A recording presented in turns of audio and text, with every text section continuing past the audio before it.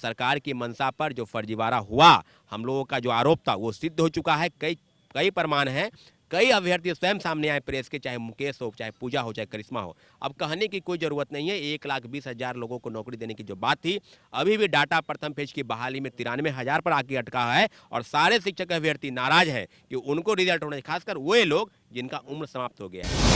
आप डेलीगेशन के रूप में छात्रों से बात कीजिए। छात्र जब बात करते हैं, धारा 144 लागू है बीपीएससी में। अगर मेरी समस्या बीपीएससी से हुई है तो लोग कहाँ जाएंगे? बीपीएससी जाएंगे। शिक्षा विभाग से गलती हो तो कहाँ जाएंगे? शिक्षा विभाग जाएंगे। लेकिन इन लोगों की गलती का नतीजा है छात्र अभ्यर्थी भुगत रहे हैं। और इन लोगों को जो मन में आए, चाहे वो के पाठक हो, देखिए के पाठक का कार्रवाई, कभी शिक्षक को गेंडा, कभी मोटा हाथी, कभी किस तरह का, यहाँ धूप पर सेकने पर भी कार्रवाई, यहाँ पर अगर कोई व्यक्ति व्हाट्सएप पर चैट कर लिया उन पर कार्रवाई, बात करने पर कार्रवाई। उनका डर खौफ ऐसा है कि शिक्षक अपना नाम तक भूल जा रहे हैं कि हम क्या।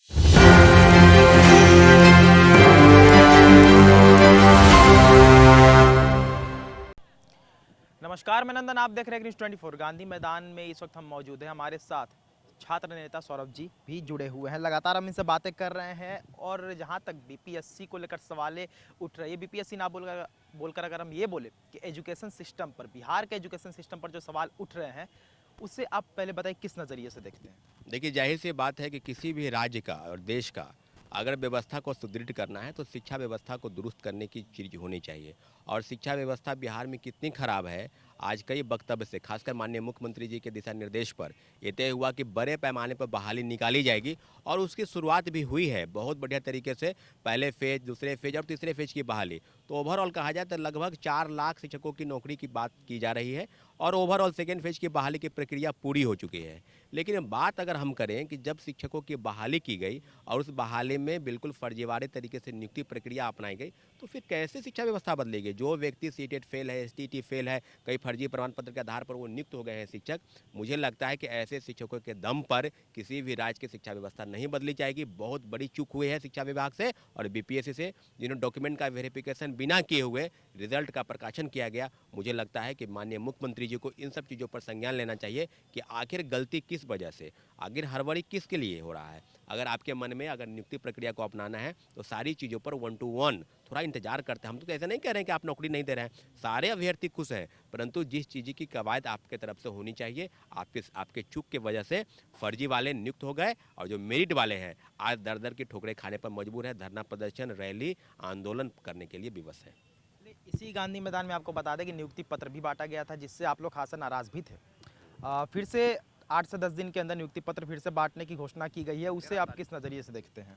देखिए, जाहिर सी बात है कि पहले 2 नवंबर को और अब 13 जनवरी को, तो 2 महीना के अंदर 2-2 बहाली और बड़े पैमाने पर 1,20,000 लोगों को नौकरी देने की बात छोटी बात नहीं है। मुझे लगता है कि देश में ऐसे कोई सरकार नहीं होगी जो इतने पैमाने पर नौकरी दे रही है। लेकिन हम दूसरी तरफ बात करेंगे तो सरकार की मंशा पर कई चिट्ठी शिक्षा विभाग से और बीपीएससी से निकल रही है कि हम फर्जीवाड़ा को रोक रहे हैं। तो चेयरमैन तो स्पष्ट करते हैं कि फुल प्रूफ व्यवस्था है, चांद पर जमीन खरीदने नहीं पाएगा वैसी व्यवस्था है। क्या हो गया भाई? चांद पर जमीन लोग खरीद चुके हैं और आपके कथनानुसार जो चीजें हुई अब क्लियर हो गया। फोटो का मिलान नहीं होना, आधार कार्ड का मैचिंग नहीं होना, सिग्नेचर में तो बैठा कोई और नौकरी में परीक्षा देने और नौकरी कोई अलग ज्वाइन कर लिया।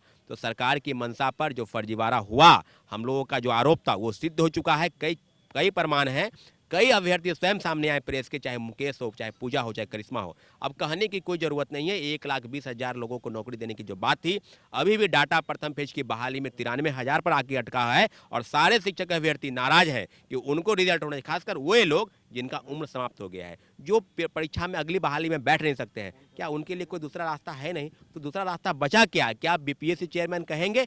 25 अक्टूबर के ट्वीट के हवाले के बाद से ये बात क्लियर हो गई है कि कोई शिक्षक अभ्यर्थी आपके बात पर भरोसा नहीं करते हैं। जैसे कि आप छात्र नेता हैं, तो आपसे ये सवाल हम पूछना चाहेंगे कि आपके सामने जितने भी यहाँ पर स्टूडेंट्स दिख रहे हैं, ये सारे योग्य हैं और जो योग्य नहीं है उन्हें सरकार एक तरीके से कह सकते हैं कि घर ही दे रही है नौकरी। अगर हम घर ही कहेंगे घर ही दे रही है, लेकिन जो योग्य हैं वो यहाँ पर बैठे हुए धरना स्थल पर बैठ रहे हैं, गांधी मूर्ति के पास बैठ रहे हैं, त्यौहार यहीं मना रहे हैं और वहाँ से सिर्फ आश्वासन आ रहा है ट्वीट करके कि हम आपके साथ हैं, लेकिन जब असलियत में खड़े रहने की बात होती है तो यही स्टूडेंट आपके साथ खड़े रहते हैं।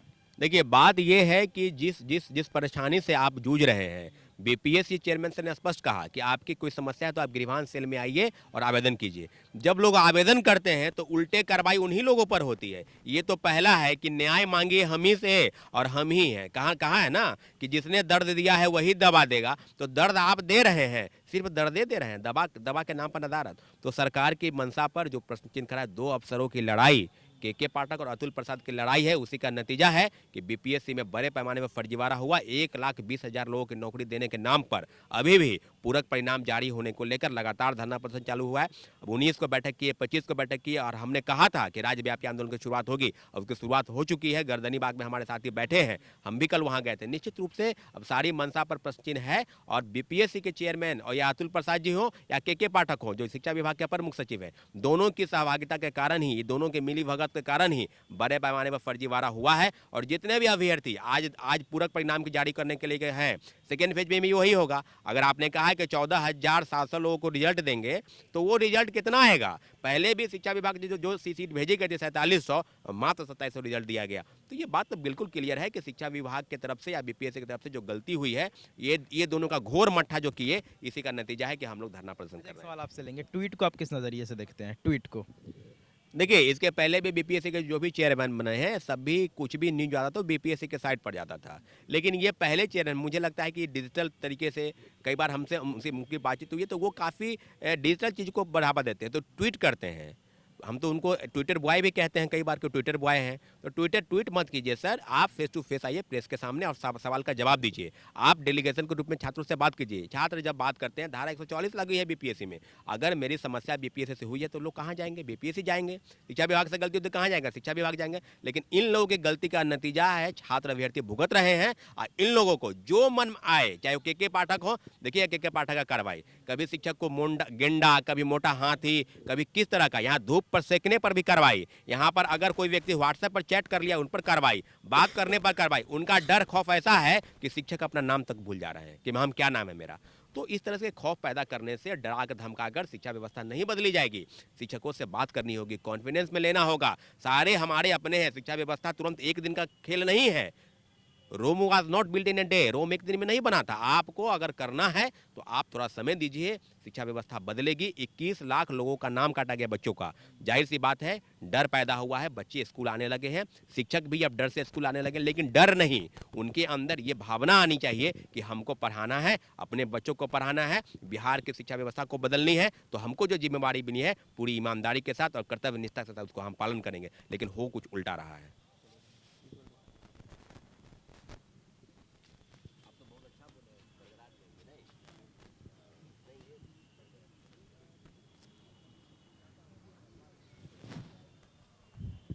तो देखिए इस वक्त हमारे साथ जुड़े हुए थे छात्र नेता सौरभ सिंह जी। हमने खासा इनसे बातचीत की। हर समय जब भी बीपीएससी पे अभ्यर्थियों पे दिक्कतें आती है तो हम सौरभ जी से बातचीत करते हैं और इस बार भी हमने बातचीत की। साथ में एक आपको बात बता दें कि ट्वीट को लेकर हमने इनसे आखिरी सवाल किया। आपने जैसे कि सुना होगा विजुअल में, ट्वीट को लेकर इसलिए सवाल किया कि जितने भी बड़े अधिकारी हैं वो ट्वीट करके कहते तो हैं कि हम अभ्यर्थियों के साथ हैं। ना सीट घोटाला हुआ है, ना ही कोई और शिक्षा से रिलेटेड घोटाला हुआ है। लेकिन अगर बात ये रिजल्ट पर आती है तो घोटाले पे घोटाले निकलते जाते हैं, चाहे डीओबी को लेकर हो या फिर किसी चीज़ को लेकर हो। और ट्वीट करना ही सही नहीं होता, साथ में खड़े रहेंगे तो ज़्यादा ही असर करेगा अभ्यर्थियों पर। तो ये थी आज की रिपोर्ट। बाकी ऐसे और तमाम खबरों के लिए हमारे साथ बने रहे और देखते रहेंगे 24। मैं नंदन के साथ, धन्यवाद।